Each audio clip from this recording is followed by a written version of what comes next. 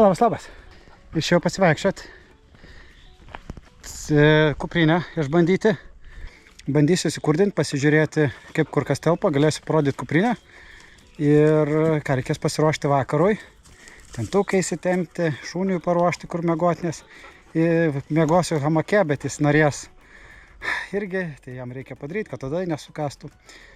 Pasidaryti vakarėlę ir pravakaruoti ir sulaukti ryto saulės. Gal noriu ryte su kavos padeliu saulę pasitikti. Tad žiūrėkim, kaip mums seksis.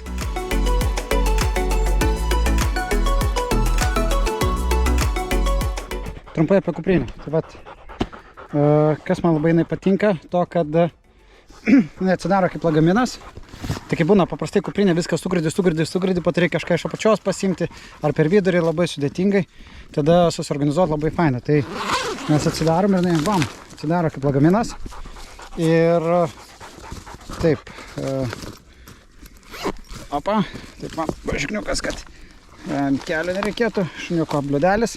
Ir taigi, tai labai patogu. Čia susidėjom visus, ką reikia. Čia irgi viskas suorganizuota. Tai jeigu mums reikia kažką staigiai susirasti, pasimti nereikia knystis, jau atsidarai, labai patogu. Tai pirku ją kelionėms. Dabar bandau pasitestuoti žygiam, kadangi eisime toliau. Tai tiek džiaugiuosi šitą kuprinę. Na va, mano namukas paruoštas. Dabar reikia jam paruošti, kad jisai turėtų savo vietą. Tvarko, dabar mums reikės susikurti lauželį. Reikia paieškoti berželių. Čia dar yra sausa eglė. Tai gal jos šitų mes prisiskinsim ir turėtume užsikurti.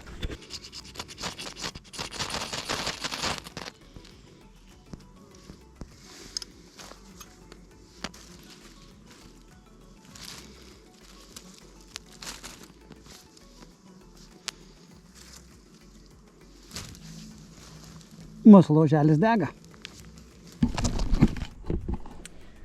Piškį prikolinau, bet užsidegė. Viskas labai tvarkoj.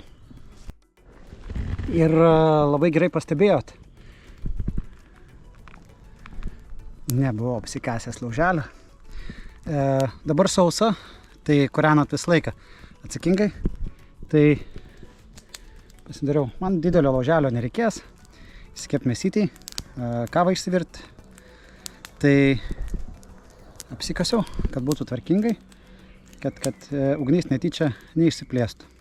Tai darykit tai atsakingai. O, tai greitai virs, gali dar paklausyti, kaip skamba. Jau praktiškai verta.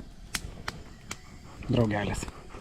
Jo, kol kava užvirs, mums reikia pavalgyti.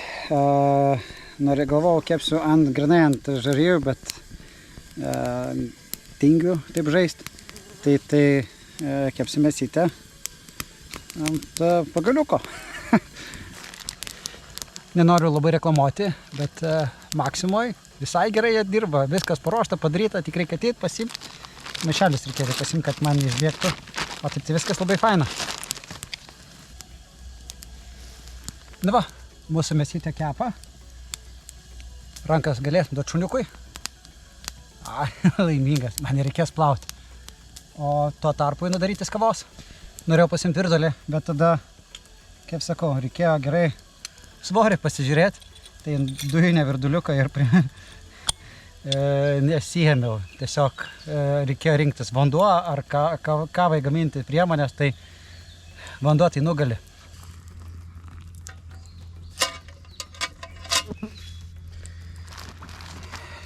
Kavos šokolado, kad skaniau būtų.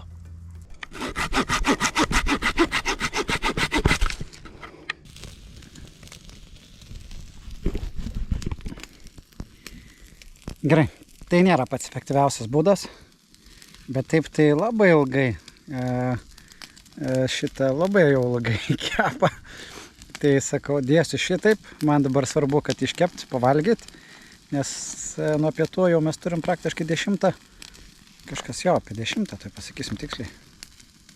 Pusę 10. Tai reikia papietauti, nes toj pradės sutempti ir jau nebeturėsiu kada žaisti. Nebus labai iš skaniausių variantų, bet kai reikia, tai reikia. Kaip ir sakiau, ne iš skaniausių iš tikrųjų. Galėjau pasimti kokias groteles, dar kažką, arba geriau pasistengti. Kaip sakiau, vakaras, tingiu, turbūt svarbiausia dabar pavalgyti, kad būtų rytoj jėgų gavus man.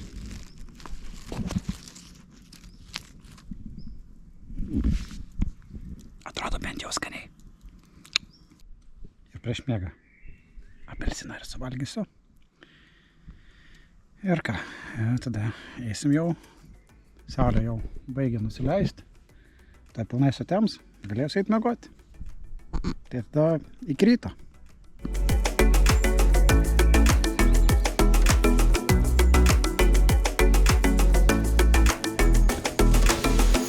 Nežinau, ar girdisi per kamerą. O kaip ryškiai šviečia. Bet paklausykit.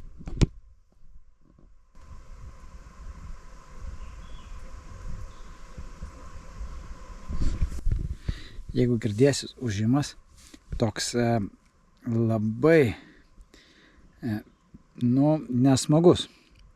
Ir tenai visi virš medžių pakilę uodai tokį triukšmą kelia, tik ūžimas toks. Tada taip sėdžiu galvoju, jeigu jie visi nusileistų čia ir dabar, tai suvalgytų. Labą rytą.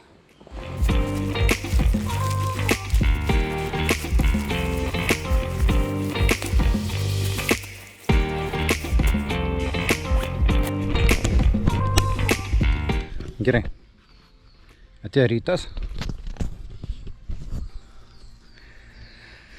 Taigi, trumpai, kaip man čia sekėsi. Miegojau, tai labai prastai. Spėkit dėl ko? Va. Draugelis, ne? Naktį sugebėjo man į hamaką įlysti.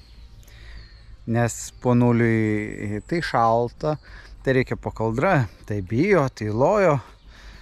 Tai tada atsiguliau ant žemės, tai spėkit, kas paklotuką man sugadino. Jau pirštis neberodysim.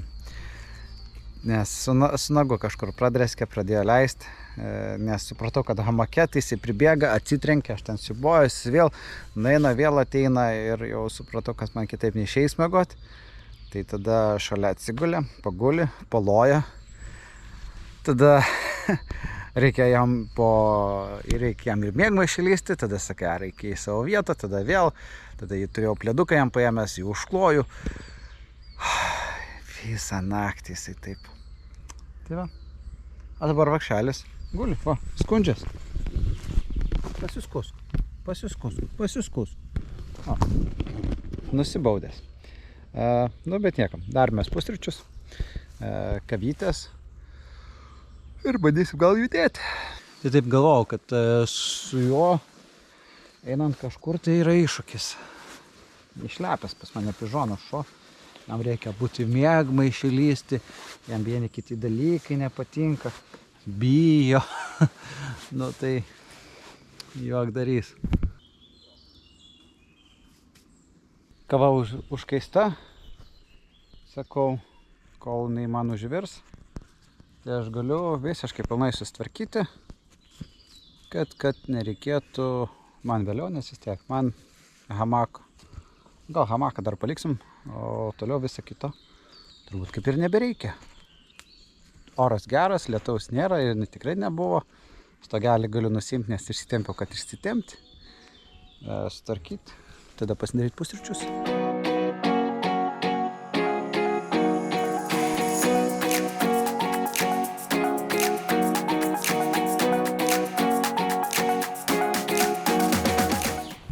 Kai vargšas dėmesio trūksta jam. Taip.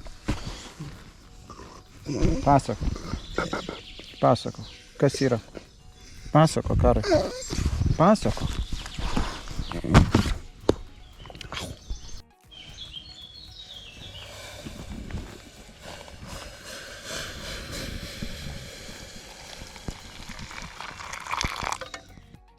O žinot, kas yra svarbiausia? Tai kad pasidaryti kavos ar valgyti, nereikia didelio laužo. Užtenka mažiuko lauželio, 3-4 malkos ir viskas. Mano pusryčiai ready. Tai ką, pusryčiausim.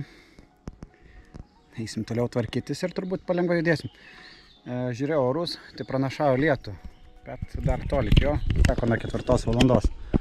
O kai bus, matysim. Šiaip tai daug kur naudoju va tos tokios gumas, kai reikia tempinėti, jeigu vienai nakčiai, kad mažiau reikėtų raišioti.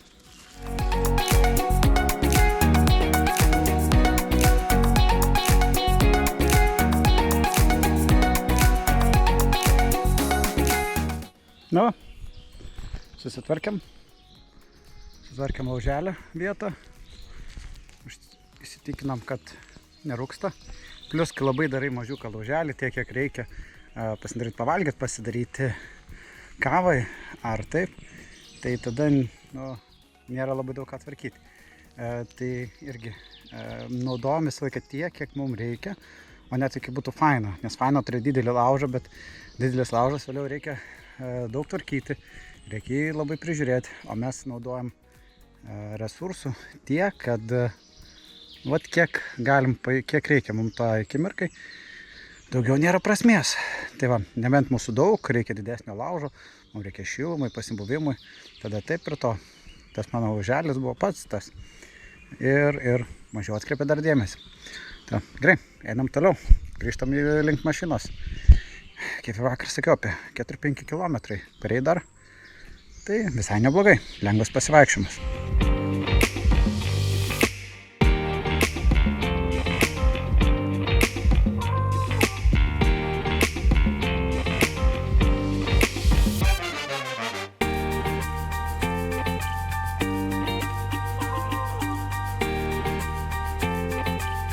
Taigi pasirinkau truputėlį eiti kitų kelių, nes kai vakar atidėjom, tai labai daug žmonių buvo sutikta ir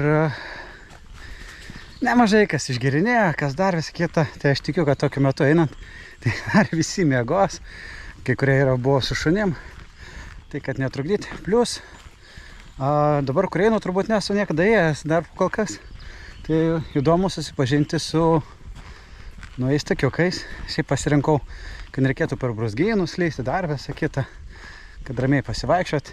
Gerai, o taip trumpai. Tai visai skaitau. Pasirinkimas dar visai neblogas, galiu pasakyti. Kuprinė 3 dienų žygiui. Reikėtų miegmaišio mažesnio. Be to, apie pačią naktį. Ne to, kad dar šuo, bet miegmaišis buvo pernelik šiltas. Visą naktį buvo plus 17. Tai labai buvo karšta. Tai jeigu užsikloju, būna labai karšta, atsikloju, nuo marių ateinantį drėgmė ir tokie šalčio vėjo gūsiai taip nesmagiai nuteikinėjo. Tai čia atsirado toks iššūkis, kurį reikėjo. Tai pradedu snaust, pasidaro karšta, prabundu, tada pradedu snaust, tada šuo ateina. Ir vat miegmaišį reikėtų plonesnį arba reikės su kitokiu kilimėliu keliauti negu su šito. Kaip ir sakiau, šuo kažkur užkabino nagų, tai jis pradėjo leisti. Taip, kad per naktį išsileidžia. Toliau kas grįšiu prie kuprinės, tai vėlgi patogus skyriai. Patogu, kad gali susiplanuoti vienur kitur. Tai nereikia visko išsimti arba gali optimizuoti turėti viską. Vietos gal kažkiek mažai, man atrodo, jinai yra 70 litrų. Tai arba reikės labai gerai rūbus susižiūrėti, truputėlį miegmaišį. Ir plius dar galima ant jos pakabinti. Tai kas čia dar tokio, vandens pasiėmiau truputėlį mažiau negu reikėjo. Tai vėl, kas čia buvo 3 litrai skysčių, tai reikėtų daugiau, nes savo šuniui. Kadangi žinau, kad netoli esam, tai šalia vandens. Dėl šuns tai viskas tvarko, dėl pačio tai nieko baisaus, mašina žinau, kad yra. Tai va, prasileidau naktį, praleidau naktį miškelį, pasibandžiau vienus kitus dalykus, pasižiūrėjau kokią fizinę pačią būklę, Testavau kuprinę. Turbūt ir tiek.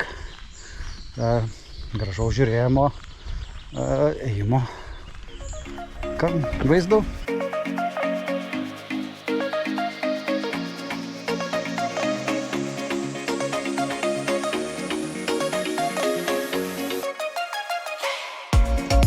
Hei!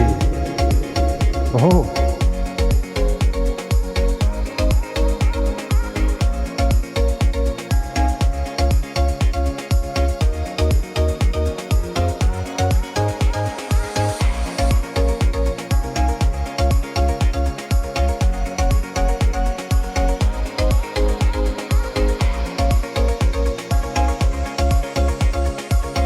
Taigi mes jau netoli atvykimo vietos, starto tiksliau, einu ir galvoju. Ši visai faina, šalia miesto tokia trasa prasieit, pasivaikščiot, turėtų užsiėmimams, nes gaunas vienos dienos toks geras pasivaikščiojimas. Tad fainai, apie šitą trasą bus galima vėliau padaryti atskirą video. O taip tai, mes esam įėję ir esam įėję į rudenį, labai fainas. Tai tokiu ratu galima apeit. Sutinkam Grabuciškėse, apsukam ratą ir grįžtam. Tai gaunasi maždaug apie 10 km ėjimas. Tai pats tas nedideliam žygiui su pasibuvimu, plus tikrai vaizdai labai gražus. Tai turėsim šitą pasidarę, turėsim šitas žygius vaikams šičia vietoje.